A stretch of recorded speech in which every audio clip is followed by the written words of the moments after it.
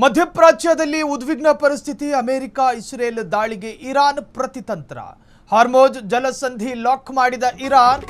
Israel US ಯುದ್ಧದ ಪ್ರತಿತಂತ್ರವಾಗಿ Iran ನಿರ್ಧಾರ. ಮಧ್ಯಪ್ರಾಚ್ಯದಲ್ಲಿ ದಿನದಿಂದ ದಿನಕ್ಕೆ ತೀವ್ರ ತರಹದ ಉದ್ವಿಗ್ನತೆ.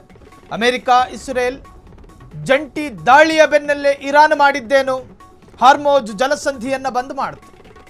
ಈಗ ಮಾಡ್ಕೊಳ್ಳಿ ಅಂತು ಇಸ್ರೇಲ್ ಯುಎಸ್ ಯುದ್ಧದ ಪ್ರತಿತಂತ್ರವಾಗಿ ಇರಾನ್ ನಿರ್ಧಾರ. 700ಕ್ಕೂ ಹೆಚ್ಚು ತೈಲ ಟ್ಯಾಂಕರ್ ಜಲಸಂಧಿಯಲ್ಲೇ ಲಾಕ್ ಆಗಿದೆ. ಹಾರ್ಮೋಜ್ ಬಿಕ್ಕಟ್ಟಿನ ಬಗ್ಗೆ ಟ್ರಂಪ್ ದೊಡ್ಡ ನಿರ್ಧಾರ. ಕಟ್ಟಡಕ್ಕೊಂದು ಏಣಿ ಹಾಕಲಾಗಿತ್ತು. ಏಣಿ ತುಳ್ಕಂಡು ಹತ್ತದ, ಕೆಳಗೆ ಇಳಿಯುವಷ್ಟರಲ್ಲಿ ಏಣಿ ಇಲ್ಲ, ಹಂಗಾಯ್ತಿದು.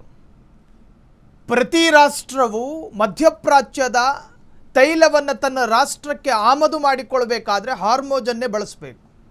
ನಿಮಗೆ ದಾರಿನೇ ಇಲ್ಲದಲೇ ಇದ್ರೆ ಹೆಂಗೆ ತರ್ತೀರಿ? ಹಾರ್ಮೋಜ್ ಜಲಸಂಧಿ ಭಾರತಕ್ಕೂ ಕೂಡ ಅತ್ಯಂತ ಅನುಕೂಲಕರವಾದಂತಹ ಒಂದು ಜಲಮಾರ್ಗ. ಆ ಜಲಮಾರ್ಗದ ಬಂದರು ಪ್ರದೇಶವನ್ನು ಸುತ್ತಲೂ ಅಷ್ಟ ದಿಕ್ಕುಗಳಿಂದಲೂ ಕೂಡ ಇರಾನ್ ಲಾಕ್ ಮಾಡಿದೆ.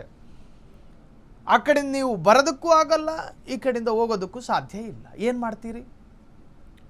ಯುದ್ಧದ ಸ್ಟ್ರಾಟಜಿಯಲ್ಲೂ ಇದು ಒಂದು ದೇಶ ಮುನ್ನಡಿಬೇಕು ಅಂದರೆ ಆರ್ಥಿಕ ಸ್ಥಿತಿಗತಿಗಳು ನೆಟ್ಟಗಿರಬೇಕು. ತೈಲ ಅನ್ನೋದು ಪ್ರತಿ ರಾಷ್ಟ್ರಕ್ಕೂ ಅನಿವಾರ್ಯವಾಗಿರ್ತಕ್ಕಂತಹ ವಿಚಾರ. ಇರಾನ್ನಿಂದಲೋ ಅಥವಾ ರಷ್ಯಾದಿಂದಲೋ ನೀವು ತೈಲ ತರಬೇಕು ಅಂದರೆ ಈ ಜಲಮಾರ್ಗವನ್ನು ನೀವು ಅನುಸರಿಸಲೇಬೇಕು, ಅದು ಅನಿವಾರ್ಯ.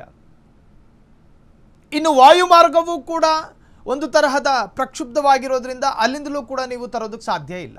ಹಾಗಾಗಿ ಇರಾನ್ ಪ್ರತಿತಂತ್ರದ ರೂಪದಲ್ಲಿ ಹಾರ್ಮೂಜನ್ನು ಬಂದ್ ಮಾಡಿದೆ. ಅತ್ತಿಂದತ್ತ ಇತ್ತಿಂದತ್ತ ವ್ಯವಹಾರ ಆಗದಂತೆ ತಡೆ ಒಡ್ಡಲಾಗಿದೆ. ಕ್ಷಣ ಕ್ಷಣದ ಸುದ್ದಿಗಳಿಗಾಗಿ ಫ್ರೀಡಂ ಟಿವಿ ಸಬ್ಸ್ಕ್ರೈಬ್ ಮಾಡಿ, ಲೈಕ್ ಮಾಡಿ ಹಾಗೂ ಫಾಲೋ ಮಾಡಿ. ಹೊಸ ಸುದ್ದಿಗಳ ನೋಟಿಫಿಕೇಶನ್ಗಾಗಿ ಬೆಲ್ ಐಕಾನ್ ಮೇಲೆ ಕ್ಲಿಕ್ ಮಾಡಿ.